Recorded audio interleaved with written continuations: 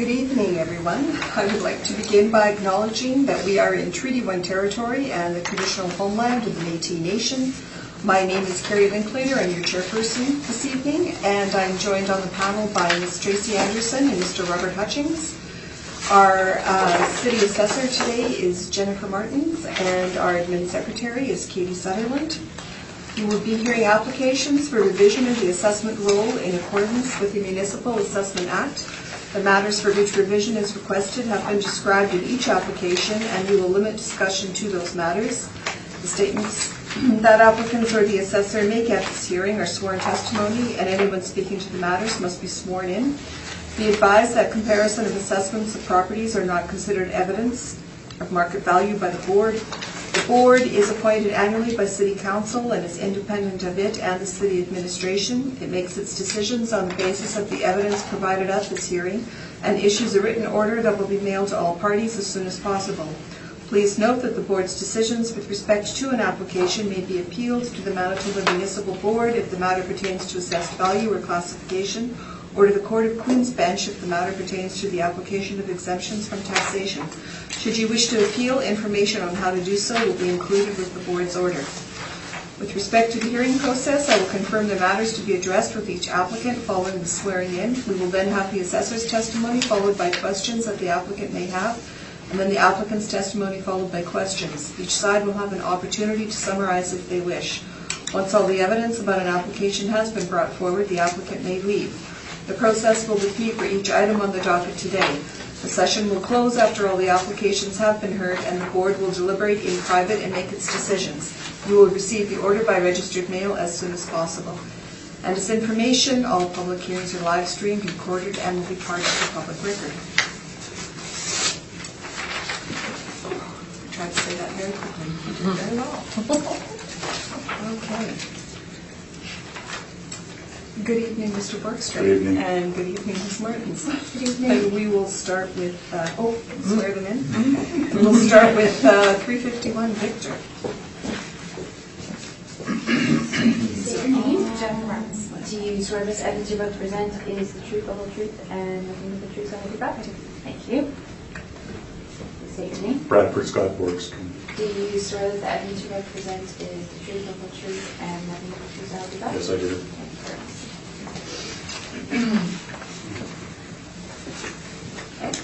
And whenever you're ready, Ms. Martins. Thank you. This is file number 19-2334. The roll number is 130404830000, 351 Victor Street. The assessed value is $1,531,000. The classification is 20 and the liability status is taxable. This is an apartment with one building, 3 stories. It was built in 1911 with 19 suites and 12 outdoor parking spots. On page 2, we have our income value summary. We have 2 one-bedroom, 9 two-bedroom, 6 three-bedroom, and 2 four-bedroom, totaling 19 units. We have an average monthly rent per unit at $986.42. There's a vacancy rate of 2.6%, an expense rate at 53.86%, and a capitalization rate at 6.6%. There's some rent comparables. It's quite challenging to find a suite mix like the subject property. So I tried to find a variety of different suite mixes. On page 4, we have the City of Winnipeg capitalization rates. On page 5, we have some capitalization rate evidence, which is not to be a direct comparison to the subject property, but rather just as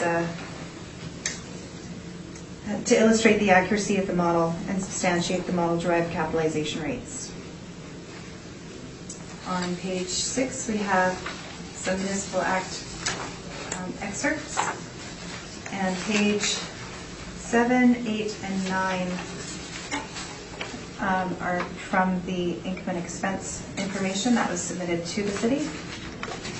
And on the back, there's a picture of the subject property and a little map that shows where this is located on St. Matthews between Victor and Huntley. Thank you. Thank you. Did you have any questions, Mr. Baxter? I do. Now, a couple of things. A number of the questions that I will ask the assessor can apply for all of the properties today. And there are also 4 properties on this market which have the peculiarity, that's the way to say it, in that they are offered on the market with means-tested rents. And so some of them will be rent-controlled properties, and the first number that we're going to deal with here today are not subject to rent controls. They are means-tested, which involves a different sort of process from our end, but I'll be asking the assessor about this one. Okay.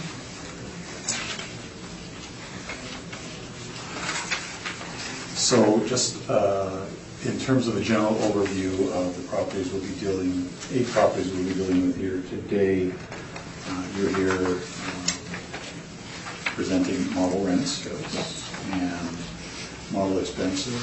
Yes. Correct? But the model expenses deal only with model expense ratios, correct? Yes. And model cap rates, Yes. which we may or may not agree with. You would agree with me that generally speaking, not the first 4 properties today, generally speaking, properties are subjected to rent control legislation within the property? Yes, they are. Yes. And arising from the rent control legislation and the residential tenancies branch, the owners and any potential purchasers can't simply assign a different rent based on its current physical condition, correct? Correct. Okay. And you'll agree with me that on an appeal, it is a site-specific valuation that we are to consider, correct? Yes, it is. Okay. Now, the first property here is owned by the Winnipeg Housing Rehabilitation Corporation, correct? Yes. Are you familiar with that agency? Briefly from other hearings. Okay. And this property was built in 1911, but you'll be aware that it has undergone some renovations. Yes. Yeah. Do you know the extent or the quality of the renovations in this property? No. Okay.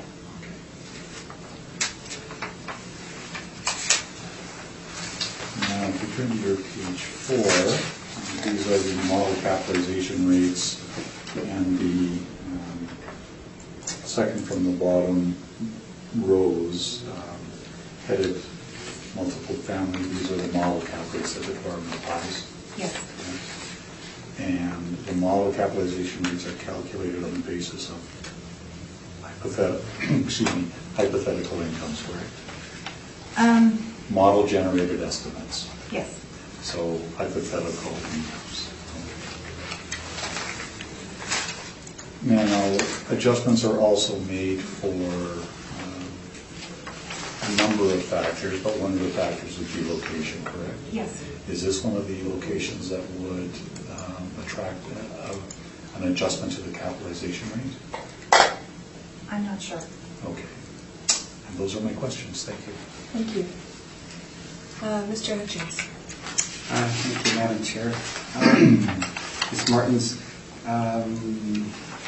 so I don't document any, or you never documented any purchase history on this block. I imagine it was bought and then renovated. Any history of permits on the property or renovations? Not significant enough that it came to my attention. Okay. And you've not visited the property? No, I have not. Okay, never. Okay. So not inspected. But I think Mr. Boardroom noted that it has been renovated. And inspected. But No effective age, okay. And just look at the pictures here, for page 10, newer windows. Yeah, okay. All right, and the page, I guess 8 and 9, the income and expense statement. So we've got, is it subsidized housing? In a way, or? It is the Winnipeg Housing Rehabilitation Corporation, and I'm not very familiar with what types of subsidies or anything that they get, but I'm under the impression that it's not market rents. Yeah, because I'm noting on page 8 at the top, market rent was averaged about, let's say, $88,000 a year. And they've got a MHRC mortgage and tax Yeah. subsidy. Yeah, and then there's laundry, parking, miscellaneous, okay. But then they've thrown in, yeah, I mean, the statement is including all kinds of Yeah. different capital support and, okay. So you can't rely on it. Okay.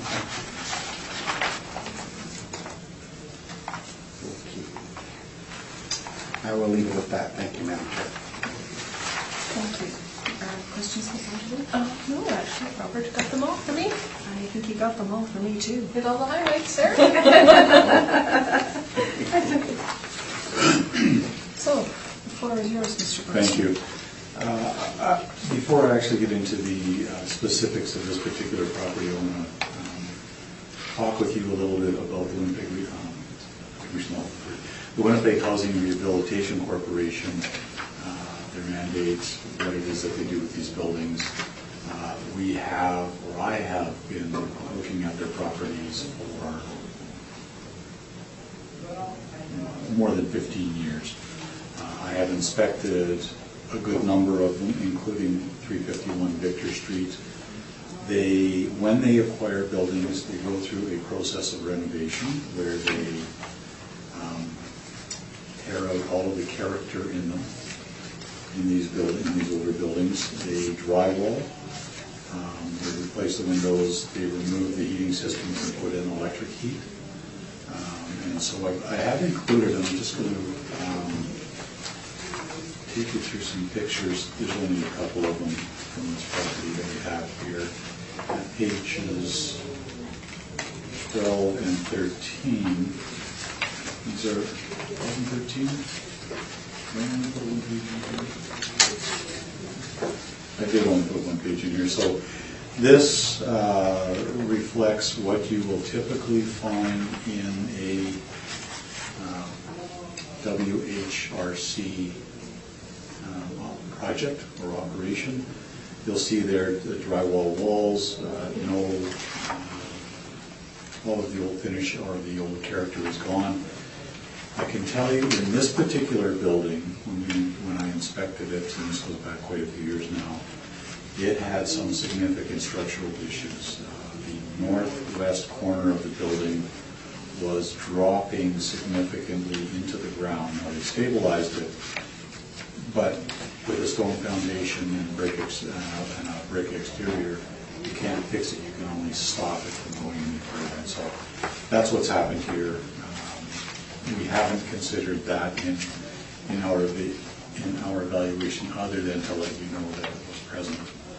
I can tell you that the finish you're seeing on page 12. Oh, look at that! The pictures go back to 2003, which is when I, as I said, more than 15 years ago. I inspected a large number of their properties in that time frame. They're all very similarly finished. They have a couple of newer ones, one on Langside.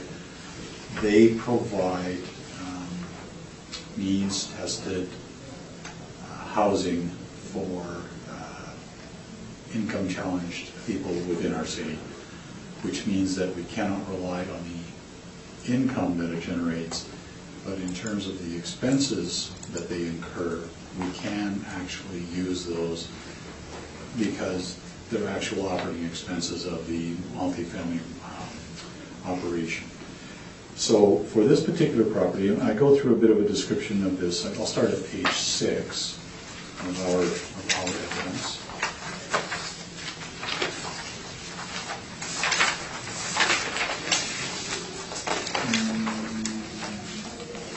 Just to let you know, this block is located on the east corner of St. Matthews Avenue and Victor Street. This is not the best area of the West End, so, and that's not unusual for their properties. So starting on page 6, the rental rates, as I've already indicated, are means tested, and so we need to look to other indications of what would be an appropriate market rent here. The rents, because they're means tested, are not subject to rent controls, but we still don't rely on the means tested rents.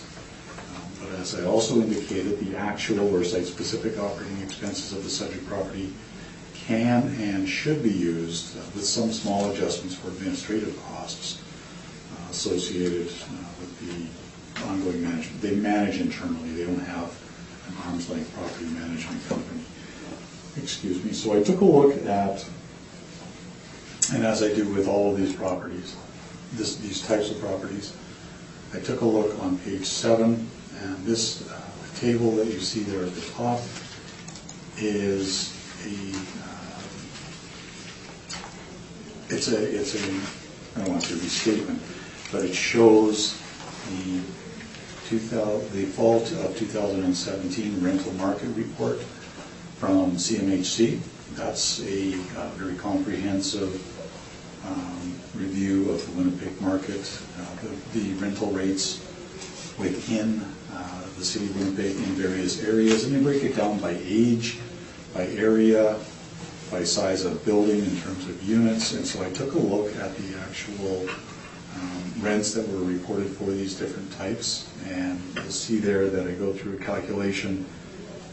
Having been in this building and a large number of the other ones, I can tell you that they will not achieve CMHC averages if they were exposed to the market. And so I have adjusted that downward by 10%. That's consistent with the approach that I've previously taken on these types of properties. And so in this case, we have 2 one-bedrooms. It is not the right number. So we have 2 1s, 9 2s, 6 3s, and 2 4s. So the 3 plus actually works out to 8. And so those are the rents that we have applied to those particular units. So our estimate of the gross potential rent based on the CMHC indicators is $201,658. That's significantly lower than the city's model rent for this property. And that's the rent that we will be applying. Now, in each of our properties that we're going to be looking at today, I'm going to be asking you to refer to the very last page in each one. And I'm going to take you to that page now. And the first line that I want you to take a look at is the lines are numbered on the left-hand side. And you'll see there at line number 5, even though this property is means tested and that it is subsidized housing, they still have vacancy issues in this property. So even at those very low amounts of rents, they still have vacancy rates ranging between 7.5% and 17.6%. I have selected the actual 2017 experience, which is the lowest of the 3 years leading up to 2017. There's also, you will see there, an expenditure for bad debts. We deem our stabilized vacancy rate to include those bad debts. So we've stabilized at CMHC market rents. We've applied a 7.5% vacancy rate. We've added in laundry and parking. The parking is limited in this property. Most of the people that stay in these properties don't own automobiles, and so the parking income in this property and the one that we'll be looking at in a moment on Toronto, very similar in that they have very limited parking, but essentially no parking income. The expenses we stabilize in a fashion that we apply on these properties and other apartment buildings as well, where we look at the site-specific expenditures required for the normal everyday or day-to-day operation of the property. You'll see here that typically we'll apply a 3-year average. Management fees are lower than the actual. We've stabilized at a market standard of 5%. And we've gone through a similar process, applying the actual 2017 insurance and actual 2017 reported property taxes. We stabilize our net operating income at $81,166, which is about $20,000 lower than the city's model has generated. Most of that difference arises from the effective gross income, so that's net of vacancies. Our operating expenses are actually about $10,000 less, but the income that we estimate that this property could generate is less than the city's model. We have filed a separate capitalization rate study. I believe that each of you have already had the opportunity to hear about that ad nauseum previously, and so I don't intend to go over it in detail other than to tell you that we have included the summary of that in the second last page, give or take, prior to appendices. We have slightly different age groupings in the city. We also, as the city does, we will adjust for poor locations and other factors. In this case, we think that this property would attract a capitalization rate of 7.1%. And so we're looking for a reduction to the assessed value of $1,142,000. 7.1% is calculated based on our capitalization rate study, and it's a half-point bump on the city's model rate of 6.6. So with that, I am open to questions. Thank you. Thank you. Ms. Martins?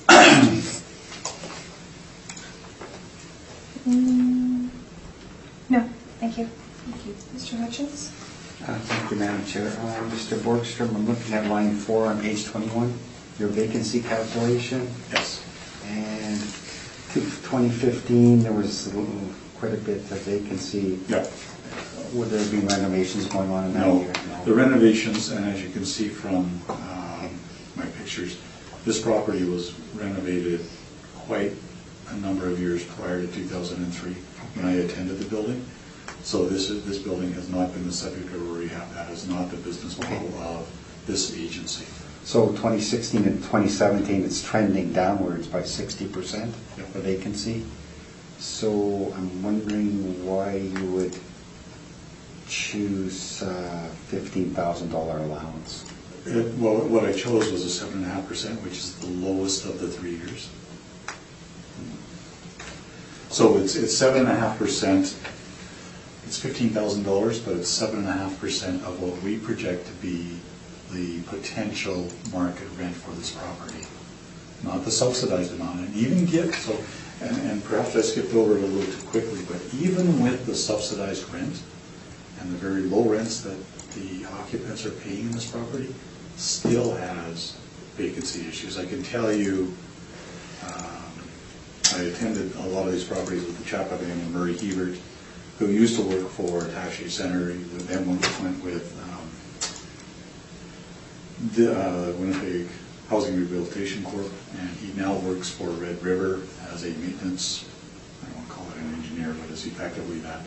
He was the maintenance guy with Winnipeg Housing Rehabilitation Corp when we went through all of these properties, and they have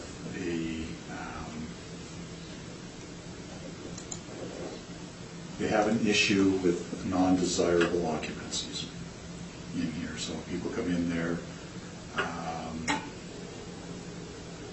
There are some social issues going on in these buildings, and that might be contributing in this location. It certainly contributes in other locations as well. So, and I can tell you a number of stories about different locations, but I'll save those for when they come up on hearing. So it's 7.5%. It's not the dollar amount. It's 7.5% of what we have estimated to be the potential market rent. Okay. No other questions, Madam Chair? Thank you. Thank you. Ms. Anderson? I have no questions. Thank you. So, did you take the photos on page? These ones, yes, I did. Okay. But that was back in 2003. The condition will not have improved. It may have deteriorated somewhat, but you can see by the repair maintenance expenditures that they don't. The money that they put into these buildings, they have to put into these buildings because of the damage caused by tenants. Right. So you haven't visited this property since 2003? I have not. Okay. But you're well aware of the issues with the location? Yeah. Mm-hmm. In my mind, nothing has changed in this area. No, contrary. So, sorry, when I think Mr. Hutchings was talking about the vacancy back in 2015, so you're saying, sorry, I wasn't sure if I caught exactly what you were saying, but... Yeah, and so some of that vacancy, it would not have been due, in my opinion, to capital expenditures and rehabs. Right. It might have been caused in part at that time from a pest infestation, where people had to be vacated and the building remediated. But having said that, we're still using the lowest of the 3 years. Right. So, Okay. I will tell you one quick story. They have another property, I think, if I recall correctly, it's 408 Lineside. It's a newer building built in the 80s, 2-story walk-up. They actually have plywood, 3/4-inch plywood, horizontally on the walls because it was cheaper to install the plywood than to keep repairing the damage in the hallways that was done by the tenants. So that's one little story.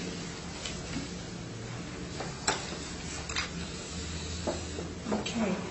Do either of you have a wish for a summation on this? No. Okay.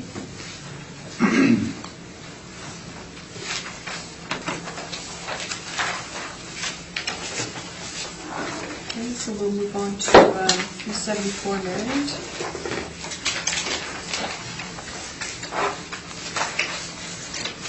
And whenever you're ready, Ms. Martins. Thank you. This is file number 19-3294, roll number 1304098100. This, the assessed value is $377,000. The classification is 40, so this is an institutional property. The liability status is S, so it is school tax exempt. This is an apartment building, 1 building, 2 stories, built in 2007 with 8 suites. If you look on page 2, you'll see that all the suites are bachelor. We've got an average monthly rent per unit at $483.22. We've put the vacancy rate at 2.6%, an expense rate at 65%, and capitalization rate at 4.2%. There are limited comparables on the next page.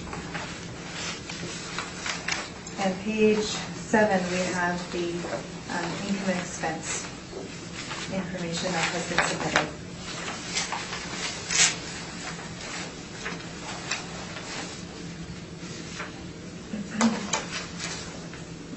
On page 9, we have some pictures. This property was very difficult to get pictures on our computer system.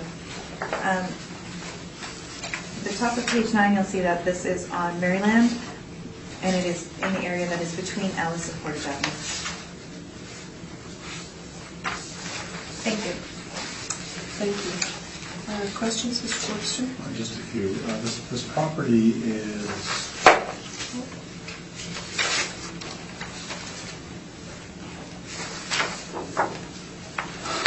owned by Sound Properties Inc., correct? Yes. And that's a related corporation to Sound Management Inc. Yes. I don't know. Okay. Were you aware that this property is also means tested housing? I am aware that it's not like market rents, that it's... And I note here on your page 3 that as a rental comparable, you're showing 409 St. Maryland, Which is, another Sam property. yes, it's also on our docket today.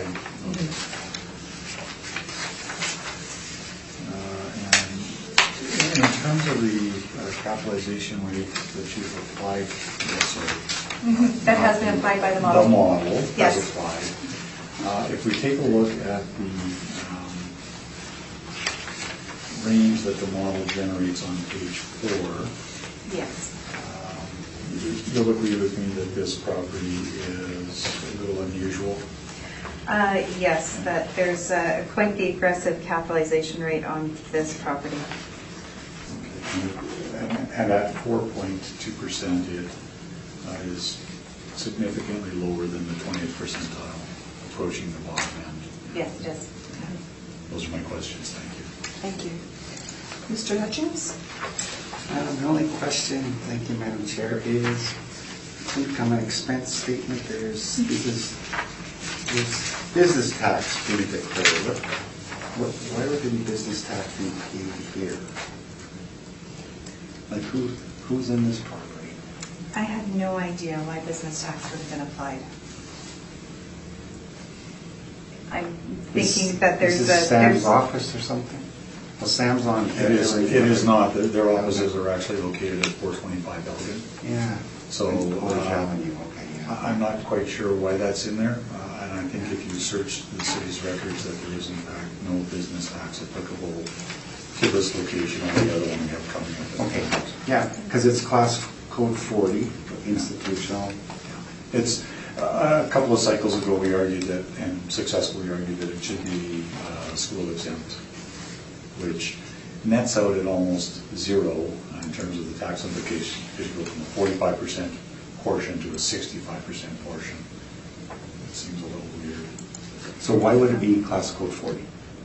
Because of the school tax exemption. Yeah, but why was that granted? What goes on in here? Is there teaching or something on one of those? You know, the actual classification argument I wasn't involved with, and so sorry, it's her turn, but I don't have firsthand knowledge of what was decided at that time. But it's because of it could be because of the caring for the indigent. Infirm, yeah, indigent and infirm, yeah, possibly. Yeah, because if they're taking care of people that are low income and that they need assistance, it could be classified under that. So there could be nursing or nursing support, psychological support, that kind of care facility, sort of. Okay. It's not assisted living. Sorry. No. It's not assisted living, and it's not a personal care home. Yeah, no. But And actually, what's in here are very small. They're called pocket suites, and they're about 200 square feet apart. Oh, okay. They have exterior entrances. There's no common hallways. Oh, okay. Yeah. So they're taking care of the people that Would otherwise be, are homeless. yeah. Okay. Yeah. Because I'm just looking at the valuation, and it's without the school tax, I guess. Yeah. Okay. I'll just leave it at that. Thank you. I just had a question. Is it actually built in 2007? Because the pictures make it look like a really older kind of property. Our records all say that, yes, it was actually built in 2007. I believe it was infill construction at the I time. think it's the angle, Tracy. I think it's actually this building. Okay. It's the angle of the border of the. Well, Yeah, it's got the flatter roof. Yeah. Yeah. So if I have it right, at your bottom of your page 9, Yes. it looks like there's that solid blue styrofoam insulation on the other outside, so that kind of makes me think it's a relatively new building, but I'm not sure if I'm looking at the right building. Because this is... That's this is- actually the siding on it, and you might have a better picture when you get to Harvard. Okay, I'll leave it at that. Yeah. Thank you, that's it, thank you. So you didn't inspect the property? No, I did not. Do you know the last time it was inspected? No. Okay. I have No more questions, Mr. Borgstrom? Okay. I'll start with the pictures, and if you start at our page 2, that's a picture of the front of the building, and as I indicated, external entrances. And if we go to page 9, that's a picture from the rear. And it's not a great picture because of the sort of bushy tree in the way, but it'll give you an idea. It looks very much the same as the front. And there are some parking stalls back there, but again, people occupying this property, this type of property, wouldn't have normally automobiles.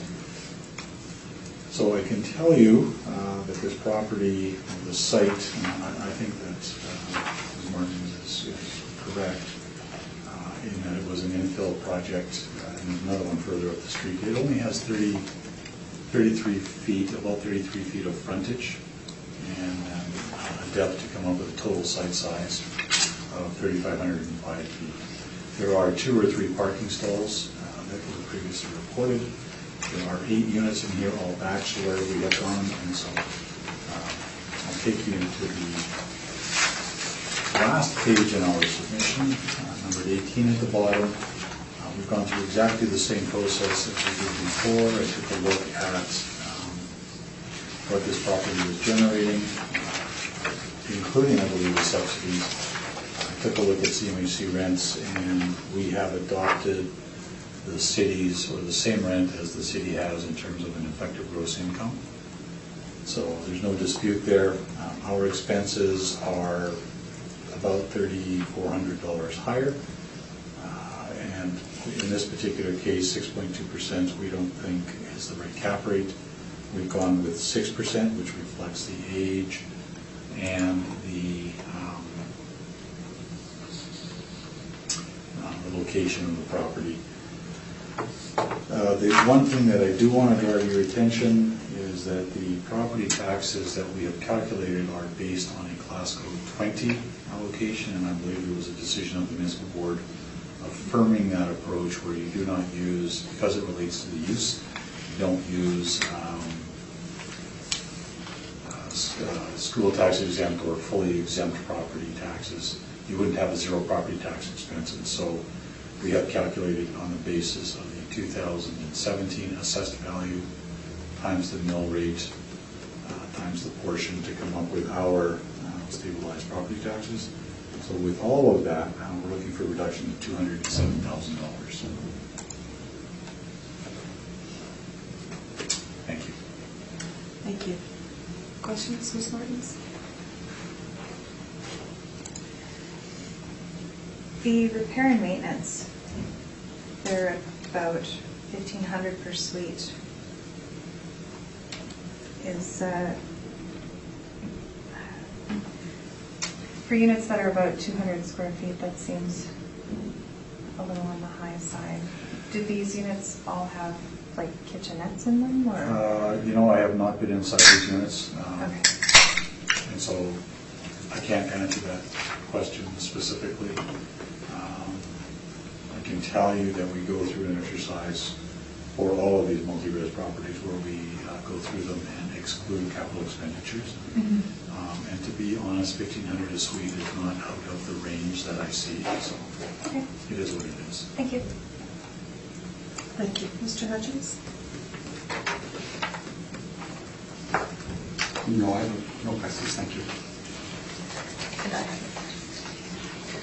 So you did not have the opportunity to inspect this property? I have not, we have another one today as well on this docket. I have not been into the pocket suites. Okay. Just out of curiosity, this concept of pocket suites, this is something new. A little bit. I'm not aware of any other buildings other than this one and the other one we'll be talking about in the docket today. I'm not aware of any other buildings like them in the city. Okay. On page 2 of your brief, is this a church on St. Mary's, or on Maryland? Yeah, right at the corner of, so if we look on page 3. Is it Maryland and St. Matthews? Yeah, exactly. So on page 3, you'll see the larger structure at the bottom of the picture, and if you went just south of there would be St. Matthew's. Right, okay. And have they not converted the church to living accommodations? You know, I don't know. Sure. It's possible. Yeah. So that little pocket suite would make sense. Okay. I think there was a very community-minded pastor that could well be. was built, and then he passed away. I do know that. Yeah. The church, I'm pretty sure the church was converted. Well, I do know that Sam has some, not precisely the same names, but similar concept just off Broadway, adjacent to the church on Broadway, just east of Sherbrooke, where they house HIV. So they provide social housing. Okay. Yeah, I have no further questions.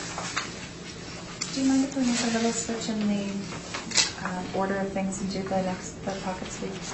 Sure. Okay, so 409 Maryland next, please. Maybe he's smarter than me. I wouldn't go there.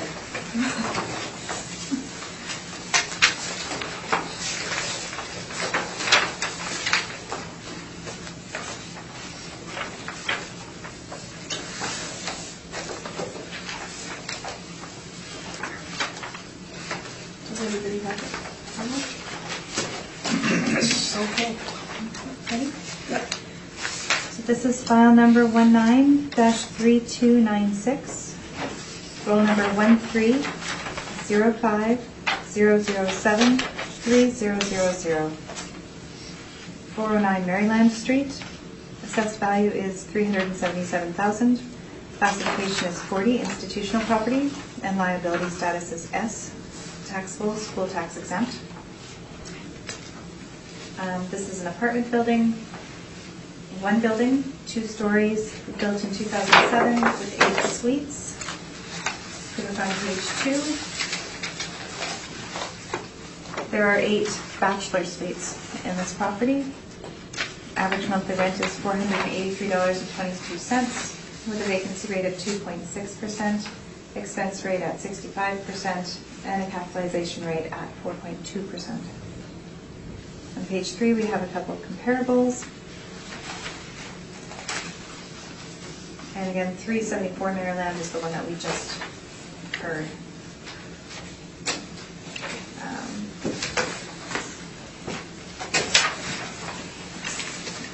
On page 9, we have the pictures. So this shows that it's on the side of Maryland that's closest to Sherbrooke, and it's in between Sherbrooke and Maryland and Ellis and Portage Avenue. And there's a couple of pictures. Looks very much, very similar construction to the one we just heard. Thank you. Thank you. Questions, Mr. I have Brooks? none, thank you. Mr. Hutchins? I am good, thank you. I have nothing, Madam Chair. That you did not inspect the property? Yes.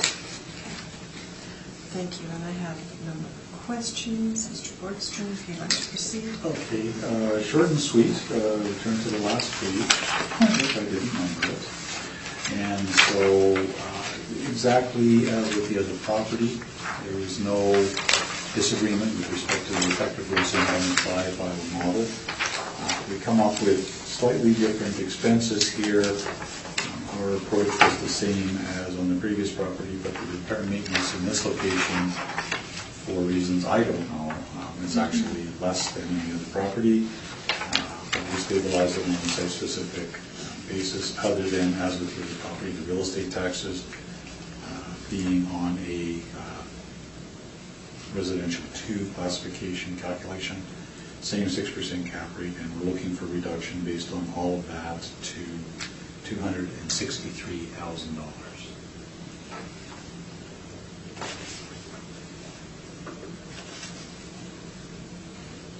Okay. Questions? No, thank you. Mr. Hutchins? I am good, thank you. And you did not have a I chance have to? not, yeah, I've not been in the pocket suites. Sorry, I'm just looking on page 2 of your brief. Yeah. Each of these little suites has its own entrance? External entrance. Okay. Yeah. Exactly the same as on the previous property, same design. And you're not, there must be some sort of kitchen facilities in there. I would, my view is that yes, that they would, but I can't say with certainty that they do. And I won't say with certainty because I don't know. Okay, thank you very much.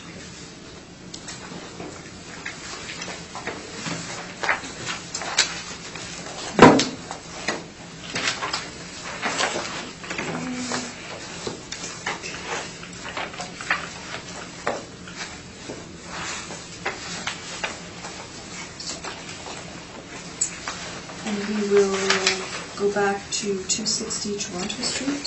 Okay.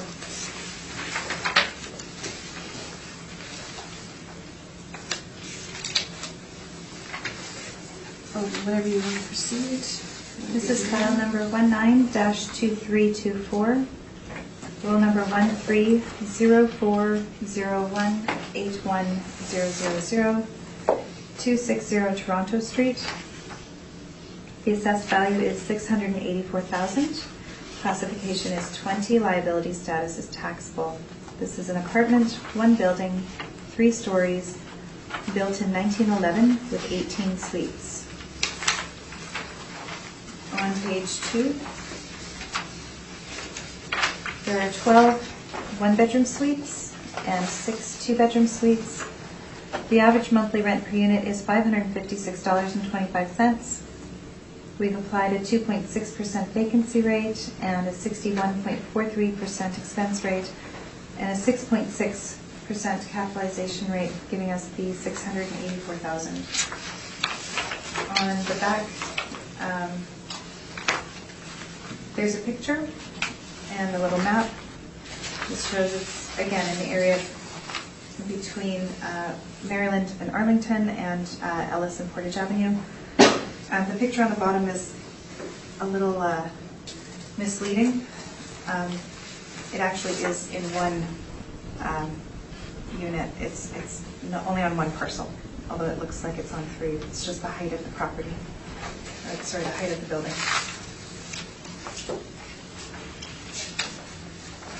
Thank you. So just this portion? No, it's the whole building is actually inside that rectangle. Oh, It's just okay. a depth issue. Oh, okay. Right.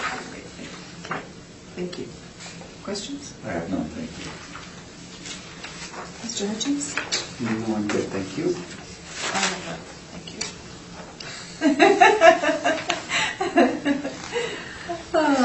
Did you have a chance to inspect the property? No, I did not. Okay. Do you know the last time it was inspected? No, I do not.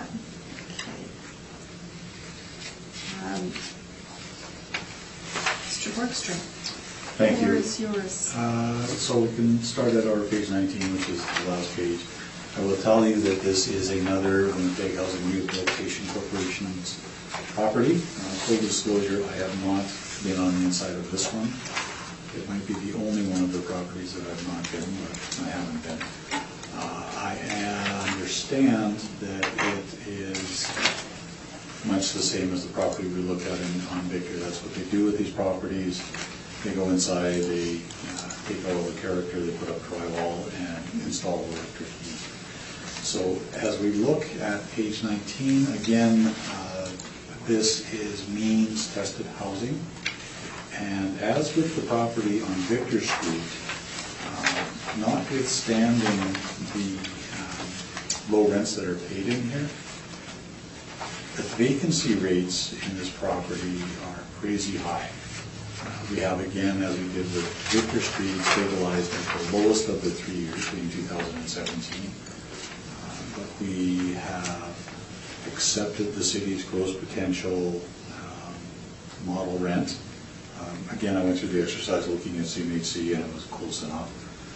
So, but we have deducted from that 6.7% in place of the city's model rate That's based on the experience of the property. And you'll see also there bad debts as well.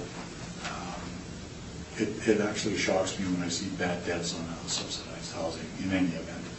So beyond that, we make adjustments for laundry, and I don't know why it's a negative number, but it is. And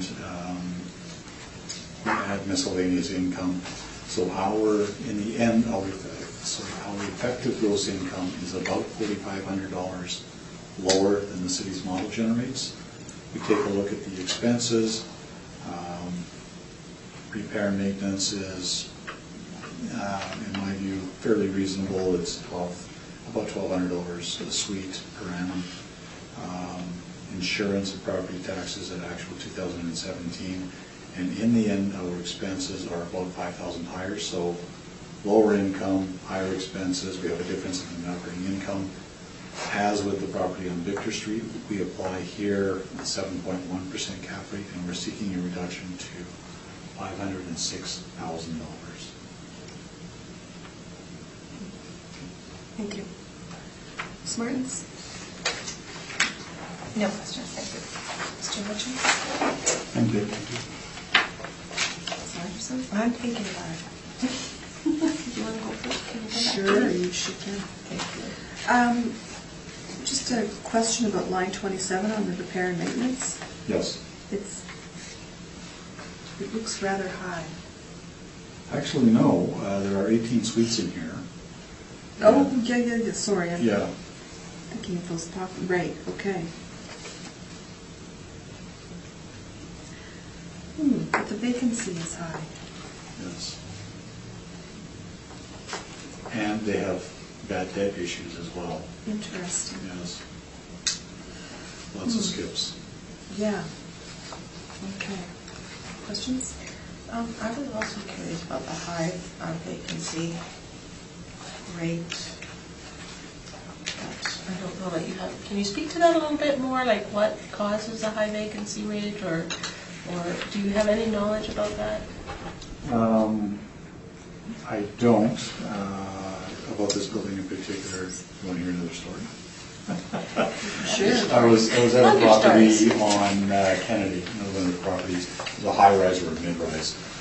And one of the tenants was being held, he was a guest of one of our provincial or federal jurisdictions.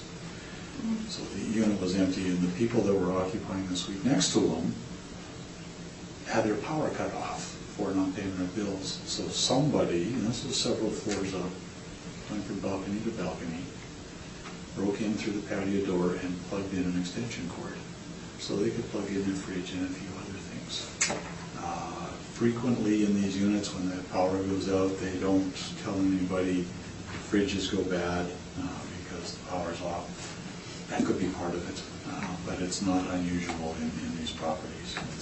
You got 1,000 horror stories I can tell you, but So they are, the tenancies in this building arising from the nature of the occupancies is an issue. And there's no, and I'm curious because I don't know, there's no social aid happening in these buildings at all? That's not what it's for, it's just Not directly. flat out rental and... Well, not directly. I can tell you that the Winnipeg Housing Rehabilitation Board is an agency of the City of Winnipeg. And their mandate is to provide this type of housing because otherwise people would be somewhere else. So that's the mandate. Thank you. We will move on to the next document. Madam Chair, could I ask for a 6-minute break? Absolutely. Okay, I'd like to call this hearing back to order, and we will proceed to 520 Burnell Street. Ms. Martins? This is file number 19-3522, roll number 1303008650, 520 Burnell Street. The assessed value is $3,047,000. This is Class code 20, liability status is taxable. It is one apartment building with 2 stories, built in 1969 with an effective year built at 1989, with 28 suites and 24 outdoor parking spots.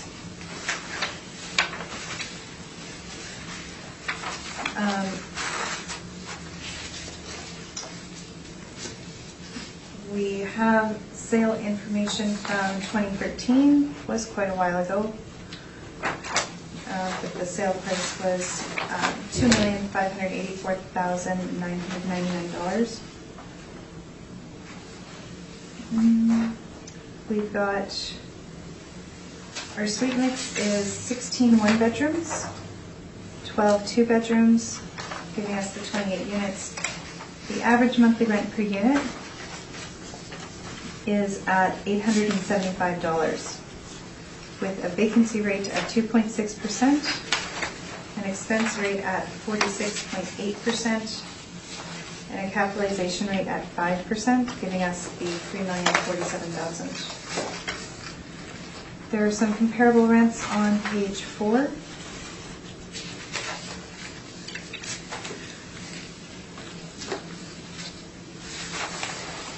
We've got income information on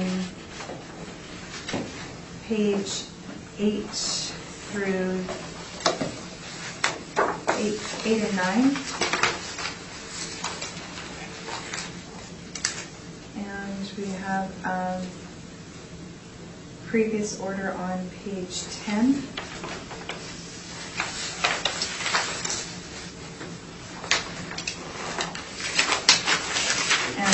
Pictures on page 11.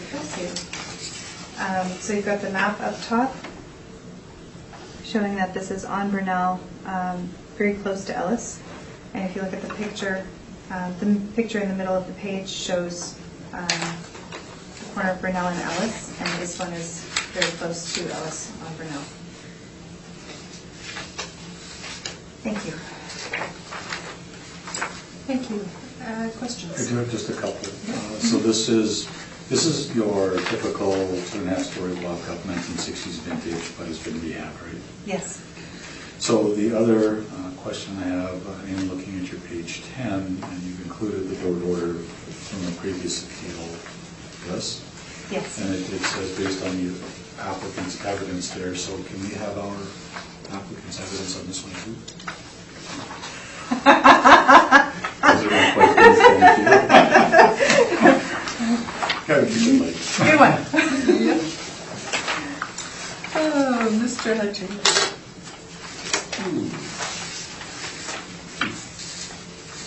Well, I'm just looking at the income and expense statement here. So they're declaring potential or actual rent of $290,000. Wall Street, and you're at 294. They're just under 290. I didn't have time to analyze the rest of it, but okay.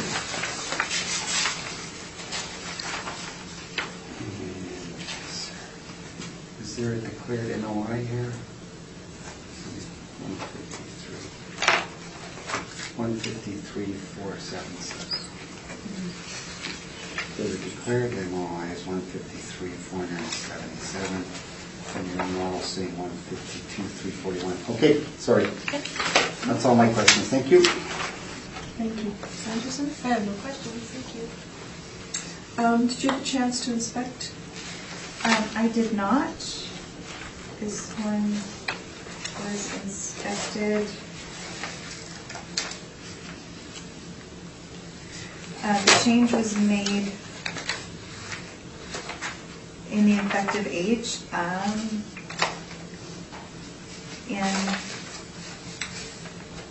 for 2012. So somebody inspected the property then? In his notes, it's not very clear as to whether he actually inspected it or did a thorough investigation with the permits that were applied and any type of phone call or discussion. But there were permits that indicated a large renovation had been done and to reflect the change in condition. the age was adjusted. Okay. Does it say on the permit what was done? No. Okay.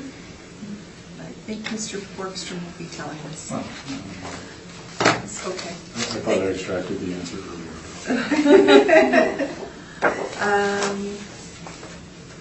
Okay, that's all my questions. Thank you. Mr. Borgstrom? So the building's been rehabbed, and from previous hearings, you'll be aware that it's not just a facelift, that there is significant work done to the property, huge windows, cabinets, fixtures, flooring,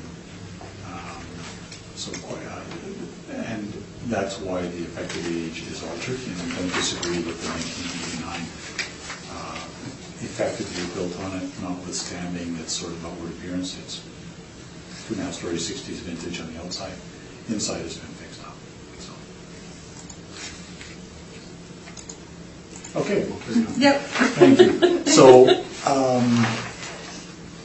we are a little bit lower than the city in terms of the gross potential rents. We stabilized it at 3% vacancy. The average for the 3 years leading up to the reference date was 3.4. We've used 3.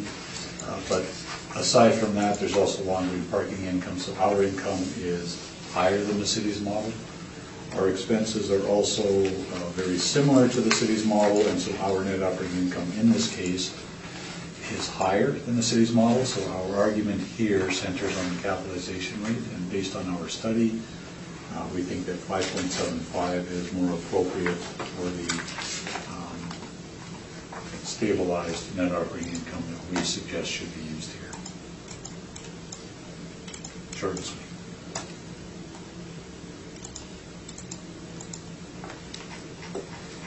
That's it? That's it. Okay. Questions, Ms. Martin? No, thank you. Mr. Hutchings? I am good, thank you. Ms. Anderson? I am also good, thank you.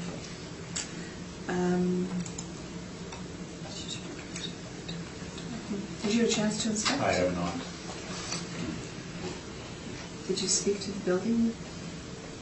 On this property? Yeah, the property manager or the building manager or?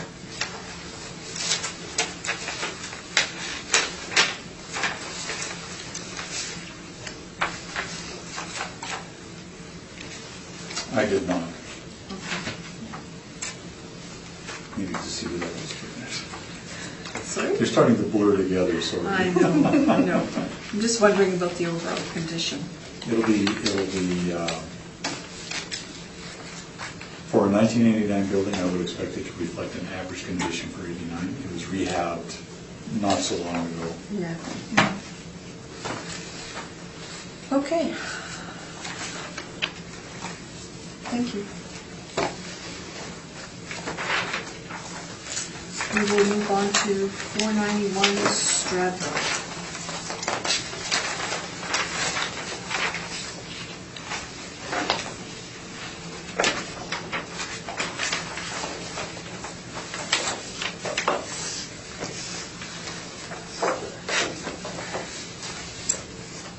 And whenever you're ready. Thank you. This is file number 19-3884, roll number 12031757100, 491 Stradbrook Avenue. The assessed value is $2,494,000. Class code 20. Liability status is taxable. This is one apartment building with 5 stories, built in 1959, with 39 suites and 16 outdoor parking spots. On page 2, there are 9 bachelor suites and 31 bedroom suites, with an average monthly rent per unit at $670.76. The vacancy rate is 2.4%, the expense rate is 56.86%, and the capitalization rate is 5.3%, giving us the $2,494,000. There's a few comparables for rent value And we've got the income and expense on page 7.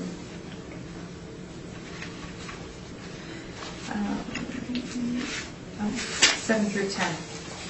And then on page 11, there is, again, a little map and a couple pictures. This is the property, if you're looking on the bottom picture, this is the property that's towards the top of the bottom picture with the 491 on the flat wall. And again, with the height, this property is on just the one parcel. It just looks like it's over onto the next.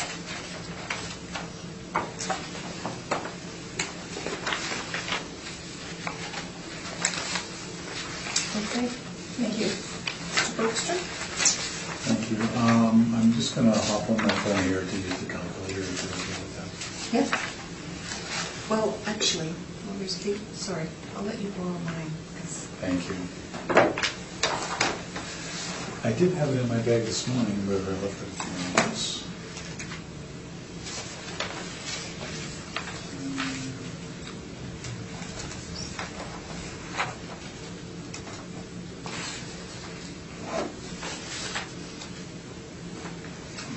Thank you. So as with the other properties, we'll just hop straight to the back page. I do note that underneath this building is a part basement. I have not inspected it, but my expectation is that that contains the mechanical rooms. It's not a large area. It's only 41 square feet. So, storage lockers typically in mechanical rooms. So we took a look at the actual income and expenses for the property. We stabilized at the same vacancy rate as the city, which gives us a higher effective gross rent than the city's model. But then we go on to add the parking income and miscellaneous income. And so we have about $12,500 more in income shown on line 13, but we also have at line 31 higher expenses. Now our expenses are about 30 grand higher than the city's. So when you net out the differences between the two, our net operating income works out to be about $19,000 less than the city's. This is a 1959 building, and based on our capitalization rate table for this age grouping, we're suggesting a 6% cap rate, and we're looking for a reduction down to $1,890,000. Did I go too fast? Is that it? Thank you. Okay. Questions, Ms. Martins? I'm just looking at the repair and maintenance expenses for 2017. Yeah, and you'll see where we stabilize. So as I said, Yeah. we go through an exercise of removing CapEx. So we've stabilized at Much lower. 1453 this week, which Yeah. is Very reasonable. Okay, thank you very much. Thank you. Mr. Hutchins? Thank you. So Mr. Borson, I think this is located first block west of Osborne, right by that. It's close to the hill, right? yeah. Yeah, It's okay, close the to back the lane of Osborne. In fact, if you look at our page 3, you can see there the red dot, that's the building. And if you look towards the right, that's actually Osborne Street there, just in the corner, top right corner. Yeah. That's Osborne Street, so it's Yeah. just west of that. That parking lot, city parking lot. Yes. Yeah, Right okay. there, yeah. Okay, so we've And got, the Happy Cooker is in close proximity. That's right. Oh. so we've got Astoria. we've got a vacancy of 0.6%, so And some basically collection losses as well. 0 for Yeah. 2017. But I would not capitalize that in perpetuity, which is why we have adopted the assessor's figures. Yeah, okay, fair enough. And we've got some major expenses in 2017, 93,000. You're talking about the repair and maintenance? The assessor Yeah. did ask about that, and as I indicated, we go through a process where we remove the capital expenditures for the Okay. purpose of stabilization. No, but obviously there's been some upgrades done. Not necessarily. Those could be a roof. And that's not an upgrade. That's in the life of any building. It's going to be a necessity. It could be heating plant. But we've stabilized at $1,454, which I think the assessor will agree is not unreasonable for this building. Okay. I'm just trying to get to the condition of the property. And then, so what I'm trying to get at is here, zero vacancy practically, not, in reality. Prime location in the village. It's an area of high density of competition as well. Yeah. So, as I said, I would never capitalize in perpetuity, even 1%, certainly not lower. So I'm wondering where you get the 6% from. 6% of what? Your cap rate. So if we turn to... I know where you're getting it from, but I'm trying to ask you how you reconcile. So let's explain. Actually, that capitalization rate, if we look at our page 7, should have been 6.25% based on our capitalization rate information. Okay. We've applied 6. Okay. So you made a minor, Or it's a judgment call. Yeah, okay, that's my only questions, thank you. Thank you. Anderson? And so just following on to Mr. Hutchings' questions, windows were done, I think, in 17, 11,000 if you look at the expenses. And you may have taken them out. Yeah, 11,000. Stabilization, but 11,000 is not going to be a complete replacement. no. No, not by no stretch. Well, when you look at the picture, it looks like it's kind of a little bit hopscotchy there. If you're Yeah. looking at this one's been done, that one. This property has not been the subject, nor will it be, to my knowledge, the subject of a rehab, where they do a whole bunch of work to it. But I believe that, given that it was built in 1959, that they are going through a process of periodic replacement. As they can afford it rather than all at once, they'll do a suite or 2 suites, and then they'll work their way around the building. Okay, I think that's it. Thank you very much.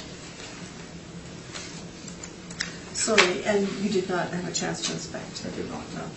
Okay, thank you. Okay. Any wish for a summation on this property?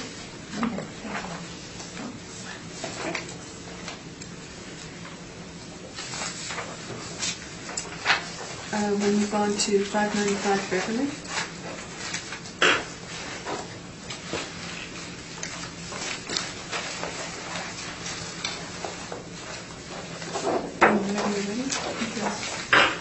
This is file number 19-3715, roll number 1303176900.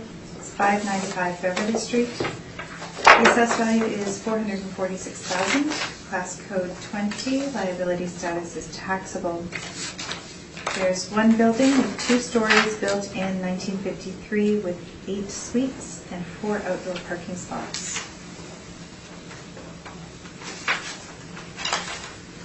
If we look on page 2, you'll see that there are 4 bachelor units and 4 one-bedroom units with an average monthly rent per unit at $618.32, with a vacancy rate at 2.6%, an expense rate at 63%, and a capitalization rate at 4.8%, giving us our $446,000. We've got some comparable rents, and income and expense information is on page 7 and 8. And then we have some pictures on page 9. So this building, if we look, it's one building off of Sargent on Beverly Street between Arlington and Marymount.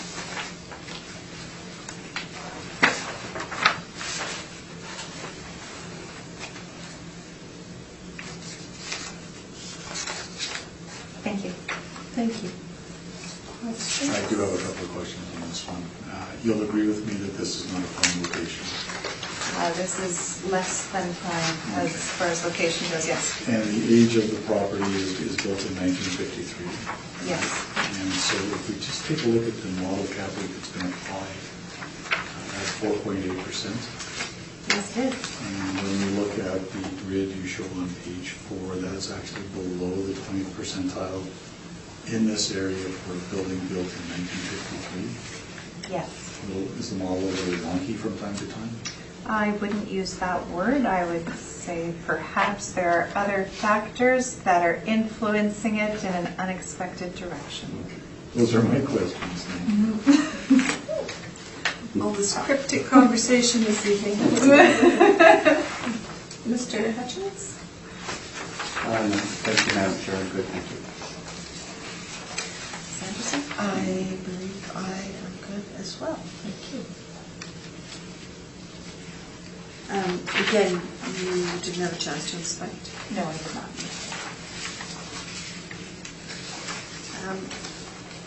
Are you able to override the cap rate? The city assessors do have the ability to override the cap rate. Okay. And No, it's okay. Thank you. If you would like to proceed. I thought what was the question? It's just trying to decipher the It was an uncomfortable question, I could see. Sorry, I wasn't trying to be. So, again, just going through the Coles notes, I'll have page 20, which is the last page in our brief. Again, this location is not a prime location. It is a small 2.5-story walk-up. We've looked at the income and expenses, and in anticipation of Mr. Hutchings' questions, you'll see there for 2016, the vacancy and bad debt totaled 3.7%. And for 2017, the vacancy and bad debt totaled 3.8%. And so I have stabilized at 3.1%. Which is a little bump from what the city has applied, but recognizing that we need to include collection loss as well, 3.1% in my mind was supported in this case. We've included as well laundry and parking, so in the end, our effective gross income is higher than the city's model.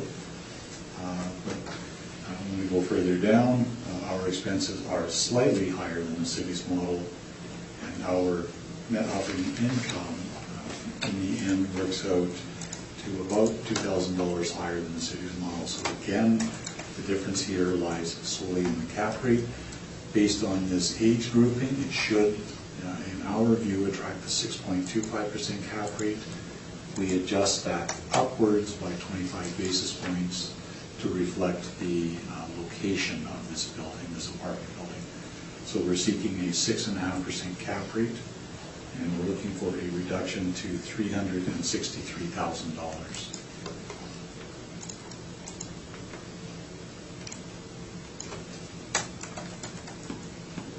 I meant no disrespect by that comment. Hi. It's my sense of humor. Questions, Ms. Martin? 90. no, thank you. Mr. Hutchins? No, I'm good, thank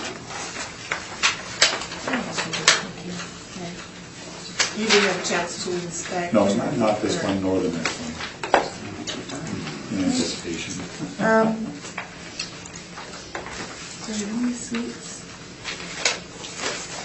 Just looking at the repair and maintenance Yeah. on 8 suites. About 1,200. Yeah, that's, for this age in this area, that's lower than I would have expected. Interesting. Okay. Thank you. But it is what it is. Are we at the bottom yet? We are at 650 Stafford.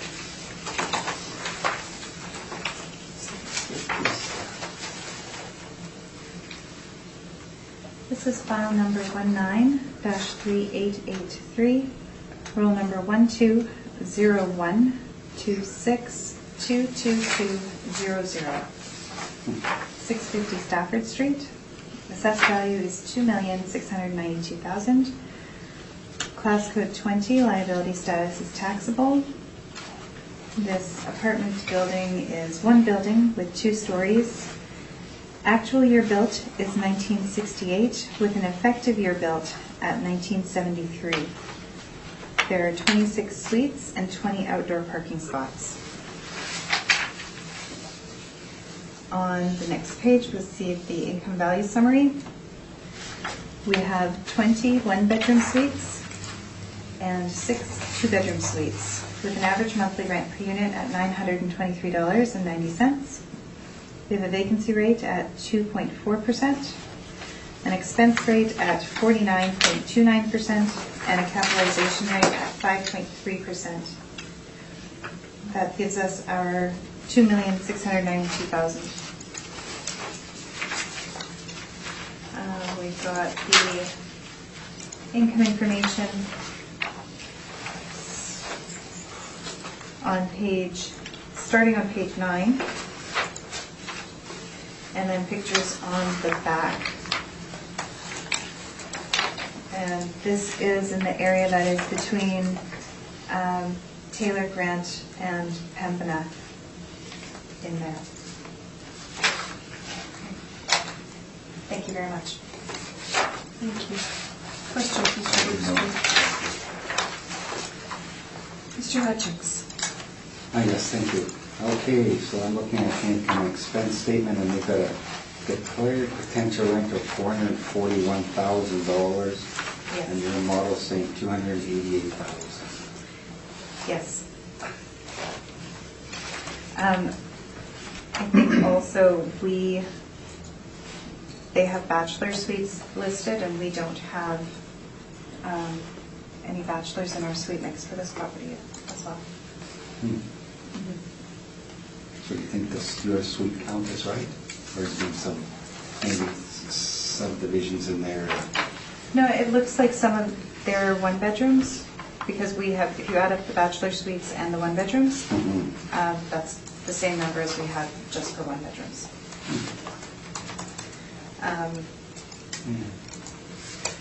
But if you look over on the next page, they aren't attaining the potential. Okay. So if you look at their total revenues, Yeah, there's some coming close. a whole bunch of incentives built in there, moving bonuses. Yeah, okay, so it's $289. Okay, there we go. There we go. Right on the money. Okay. Thank you. That's my only question. Thank you. Questions? I don't have any questions, thank you. Again, you didn't have a questions factor. Okay, Mr. Borgstrom. Thank you. I'm going to tell you that this property has actually been renovated twice. The first time it was renovated was for the installation of exterior walls, windows, doors, and the boiler, but not the interior suites. And then it was renovated after December 2014. It was acquired, it was purchased in December 2014, but it was purchased for the purpose of rehabilitation, and so the sale price won't reflect the intended. When you have a significant renovation like that, we don't rely on the sale prices. And so the second time after it was renovated, it did include the interior of the suites, and so that's why you will see on our page 23, you'll see that there was a significant vacancy in 2015, and they have all but cured it by 2017. Still a 6.6% vacancy. There were significant discounts given to lease the property up. The effective year built has been changed by the assessment department from 1968 to 1973. That arises from the rehabilitation that's gone on in here. And so we took a look at the growth potential market rents exclusive of discounts. And it goes back a lot of years, but there are a couple of decisions of the municipal board that talk about discounts. they fully allow them, the reasoning being that discounts and vacancy rates are intertwined, intermingled. If you do not allow discounts, then your vacancy rate necessarily is affected. And so the municipal board in those previous decisions on Charleswood properties on Sparrow and Barker, and I'm going back to the early 90s here, dealt with that issue, and the municipal board found them totally appropriate as being allowed. So we've stabilized at a gross potential market rent about $4,000 higher than the city. When we lump in the additional, even with the 5.5% vacancy rate, when we add in laundry and parking and miscellaneous income, we are more than $9,000 higher than the city. Go down to the expenses, and the net operating incomes ultimately are about $4,000 higher than the city. So again, the issue here is cap rate. So here we have a 1973 building, and looking at our tables, and we show the cutoffs for the different age groupings that I mentioned earlier. We have different age groupings than the city has for two categories. We're looking for a reduction to $2,554,000. Thank you. Thank you. Questions, Ms. Martins? Just one. So the vacancy, this is not like actual vacancy, like there's not a long-standing vacancy issue here. This I is believe that the 2015 part of- would have been related to the rehab over there, and you can see there in Yeah. 16 it was being cured, and then 17 is at a level that they can probably expect going forward. Okay, excellent, thank you. Mr. Hutchins? Thank you. Okay, Mr. Boardroom, what were the two sale prices that you mentioned? You know, I don't know. And this, Martins, you don't have anything documented there either, right? No, I don't think that they were. Yeah. And I don't know whether they went through land titles or it was a purchase. If ownership, and let me just check here, so property is still held in the name of Owen Properties. It was held previously in that name when it was managed by a different company, so my expectation is that it was a purchase of a share rather than LTO. And any information from either of you on the permit values? What was spent on the improvements? Yeah. Okay. That's all my questions, thank you. Thank you. Well, that was my question too. What were the rentals done in 2014? It would have been the suites. Prior to that was, as I talked about, the boiler, the exterior installation. I recall the exterior renovation was quite extensive, where they reinsulated the outside of the building, did the windows and that. Subsequent, they actually did the suites, and that was the post-2014 rehab, was the interior suites. So it would be fixed It's not exteriors. explained very well, that's all. Just looking at your page 18, for ending December 16, we've got building interior, renovation in unit, rental startup and shutdown costs, like it's not explained very well. Yeah, and by December of 2016, it was pretty much done, so you'd actually have to go back and look at the 15 to see what was really going on in there. Okay. And, the 15. Thank you. And you had already stated that you did not I did expect not. this. But no pictures of their, off the internet, like leasing? I pictures? don't pull those in unless Okay. I or someone in our office has inspected it. You're not going to see pictures pulled off the internet. And that's why you only saw them in a few cases here. Okay. You're going to see a lot more of them on industrial properties, for example, because I've been a lot more of those. Right? The multi-res, they're pretty simple. They are what they are, the rents and the expenses. It's, no disrespect, it's not rocket science. No. Oh, that's a lovely note to end on. So I have a hypothetical question. Sure. Not hypothetical, but, okay, when I look at these, this property on Stafford, so we're at basically Taylor. If you know where the property is, where the safe furniture is, this is directly right behind. Right. Okay, so I'm thinking, so when I look at the assessment, I'm just going by the city's proposed assessment in the rural, that comes out to $98,000 a unit. And I'm thinking about those similar buildings on Taylor off of towards Keniston on the south side, just past the car wash, that they marketed for about double that, $175. On the south side of Taylor? Yeah, just past the tracks. You're talking about condominiums. Well, they turn them into condos. And so that's a very different fish. But why couldn't this be turned into condos in this neighborhood? Like, wouldn't the valley? Well, okay, so aside from the provincial government cracking down on conversions to condominiums, I don't believe that this was ever registered as a condominium. No. Now you've got some hoops to jump through in that respect. Right. And typically, the renovations that you will see for condominium sales are very different than the renovations you'll see for rental purposes. Okay. You see a much higher level of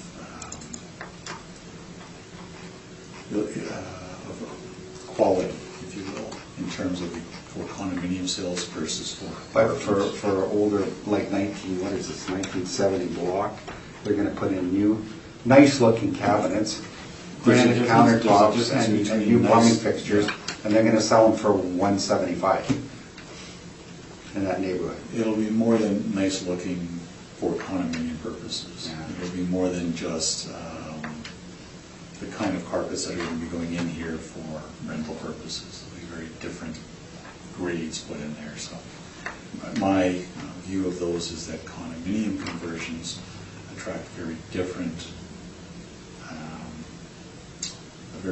level of things being put into it in terms of cabinets, fixtures, and so forth, flooring.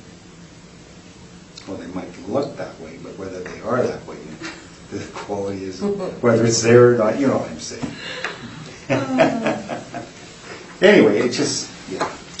Okay, that was my comment. I thought it was a question. Well, no, it was, I just asked your opinion. It's a question, Your not a opinion, comment. Anyway, Yes, that's right, Okay. it's a question. I thank you both for your time this evening, and this hearing is closed.